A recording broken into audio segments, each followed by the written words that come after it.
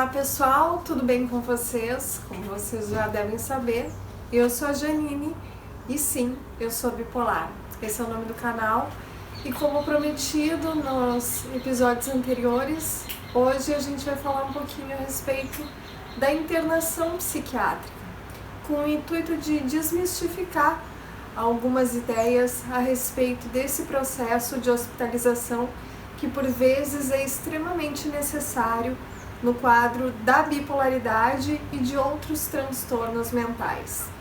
A minha hospitalização ela aconteceu em 2015, vocês lembram?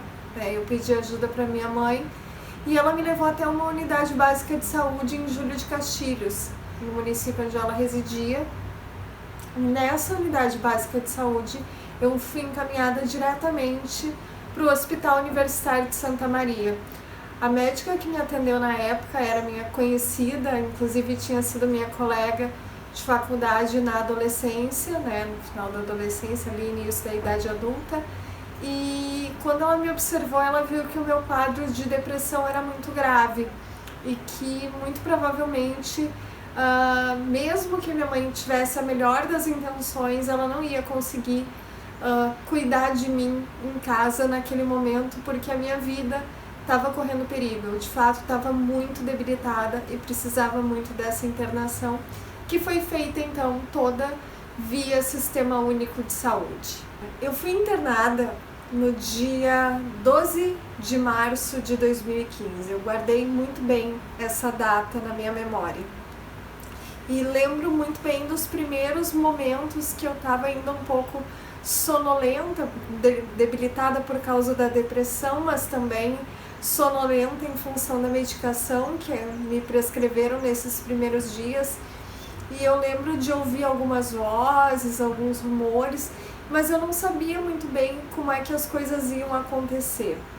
O que marcou mesmo a minha primeira memória fixa, digamos assim, de dentro do hospital foi quando eu cheguei, que a minha mãe me deixou com uma enfermeira, ela me levou até um quarto. Isso já era alta madrugada, as outras pessoas já estavam dormindo, o quarto estava escuro, e ela me despiu das minhas roupas, tirou meu brinco, tirou uma correntinha que eu carregava, com uma menininha que eu dizia que era minha mãe, meus anéis, minhas pulseiras. Eu fui despida e ganhei um novo uniforme, ganhei um pijama branco que me acompanhou e me incomodou de certa forma durante os próximos 119 dias. Dava muita saudade de vestir a própria roupa, de se olhar no espelho e de se reconhecer com a sua identidade, com aquilo que a gente gosta e escolhe para vestir.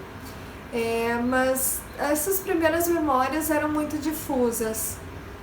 Nos primeiros dias a minha rotina se resumia a comer, dormir e tomar banho, porque eu estava com muito sono, eu estava bastante sedada. Então eu saía da cama para comer, porque as refeições eram feitas num refeitório coletivo, e para tomar banho, para fazer a minha higiene pessoal, muitas vezes com auxílio de alguma enfermeira, porque eu não tinha força para lavar o cabelo ou para fazer alguma atividade de higiene que exigisse um esforço um pouco maior. Mas isso foi só nos primeiros dias, essa rotina mais hospitalar que a gente pensa assim, num primeiro momento, o que eu vou fazer numa internação psiquiátrica? Será que eu vou ficar deitada o tempo todo e as pessoas vindo me dar medicação? Lhes digo, para surpresa de muitos, que não, é bem diferente. Eu comecei a perceber isso logo que a sedação foi passando, os profissionais, terapeutas ocupacionais, psiquiatras, psicólogos, vinham sempre me convidar para participar de diversas atividades, oficina de culinária, oficina de meditação, caminhadas pelo pátio, que essas de início eu realmente não fazia, oficinas de canto, oficinas de pintura, de desenho, ou seja, existia dentro da ala psiquiátrica toda uma ordem de atividades, um cronograma de atividades para que os pacientes não ficassem lá ociosos, simplesmente dormindo, comendo, tomando banho e recebendo medicação. Existe sim uma produção de vida, que eu chamo, né, dentro da ala psiquiátrica Paulo Guedes, que é a experiência que eu tenho, porque foi aonde eu fiquei internada, né? Mas nos primeiros dias eu não participava, porque eu tinha um pouco de vergonha e eu ainda estava bastante deprimida, então eu não tinha muito ânimo para fazer todas essas coisas. Mas aos poucos eu fui ganhando autonomia para participar, até que eu era praticamente uma das internas, né, uma das pacientes que mais participava dessas atividades de recreação, de lazer, de cultura e de arte. Bom, mas com tanta coisa acontecendo ao meu redor e principalmente com tanta coisa acontecendo aqui dentro, eu senti uma necessidade muito grande de escrever a respeito. Então, nos primeiros dias, quando eu ainda estava um pouco sonolenta, um pouco sedada, e que eu vi que tinha ali uma oficina de desenho acontecendo, eu pensei, tem papel e caneta aqui. E aí eu pedi para um dos enfermeiros se ele podia me emprestar um papel e uma caneta para eu escrever. E escrevi as minhas impressões do que eu achei daquele lugar novo para mim, onde é que eu estava, como eu estava me sentindo ali, e aquilo foi sendo meio que o meu desabafo, o meu psicólogo adjunto, digamos assim. E eu fui escrevendo, tanto que eu pedi para minha mãe me levar um caderno, e eu vivia com esse caderninho debaixo do braço, né, escrevendo sobre memórias da minha vida que vinham à tona durante a terapia, durante alguma conversa com a terapeuta ocupacional ou com a assistente social, com psiquiatra, psicólogo, né? Tudo isso que fervilhava dentro de mim era escrito, e ao mesmo tempo tudo que eu observava, né, das pessoas que estavam ali em situações muito parecidas com a minha, eu também acabava escrevendo como uma espécie de diário pessoal. Como eu gostava muito de escrever e vivia com esse caderninho debaixo do braço, nesses primeiros tempos, o pessoal descobriu que eu era a escritora do grupo, né, que eu era jornalista, que eu gostava de escrever, e muitos deles, né, nos dias de visita, porque há um calendário de visitação aberto para familiares e eventualmente para amigos, nos dias de visitação muitas vezes as pessoas não podem vir porque tem pacientes que são de outras cidades, então só pode vir o esposo, não pode vir o filho, ou só pode vir a filha, não pode vir o esposo ou o irmão. Então muitos deles me pediam para que eu escrevesse alguma carta, né, dizendo que estavam com saudade, que amavam muito aquela pessoa, que tinham se arrependido de alguma briga ou alguma coisa do gênero, né? Mas sempre cartas muito carinhosas, muito amorosas, muito afetuosas. E isso eu falo com a voz bem embargada porque me marcou, né? Muitas pessoas que estavam me pedindo isso não sabiam escrever direito e expressar direito o que estavam sentindo, mas eu conseguia, pelo menos empaticamente, perceber o quão aqueles familiares e aqueles amigos para quem elas estavam pedindo que eu escrevesse as cartas eram importantes na vida delas.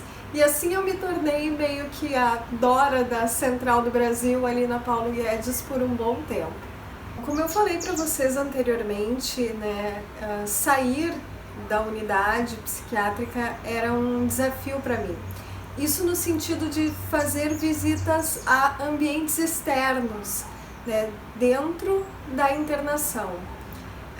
Havia um pátio, né, que era um local anexo à ala psiquiátrica, onde nós podíamos ter alguns minutos por dia de tempo livre ou praticar atividades físicas, jogar futebol, jogar vôlei, tinha algumas plantas bonitas, enfim, um lugar bem agradável para ficar.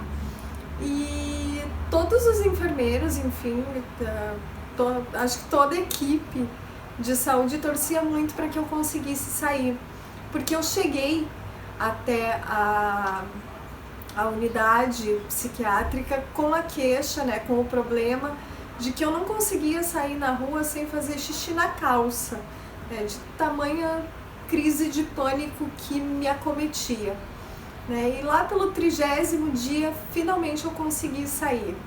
Isso foi um processo muito lento, mas muito eficiente, né, com a ajuda de psicólogo, psiquiatra, terapeuta ocupacional, assistente social, enfermagem, uma gama de profissionais que aos pouquinhos iam me levando no pátio, desenvolvendo atividades lúdicas comigo, cometidas de pintura, psicoterapia, para que eu me sentisse segura para desfrutar daquele lugar junto com os meus companheiros de internação.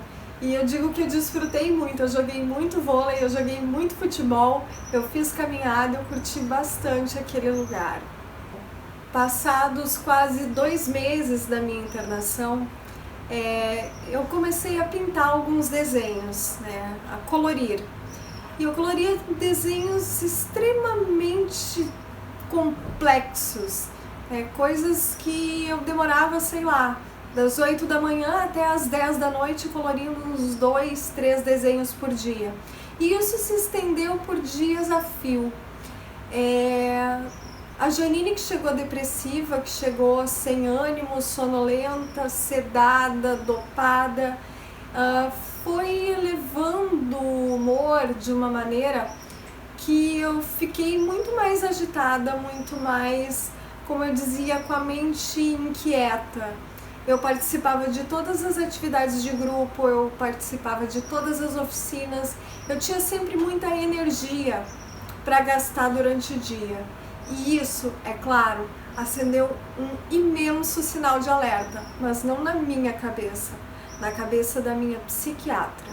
E esse vai ser o tema do próximo vídeo. Eu espero que eu tenha ajudado você a entender um pouquinho melhor como é que funciona uma internação psiquiátrica, né? Tirar alguns mitos e algumas ideias erradas da cabeça para ver que não tem nada demais. Muito pelo contrário, pode ser um ambiente muito prazeroso, muito edificante e que, para mim, pelo menos, fez toda a diferença de maneira bem positiva.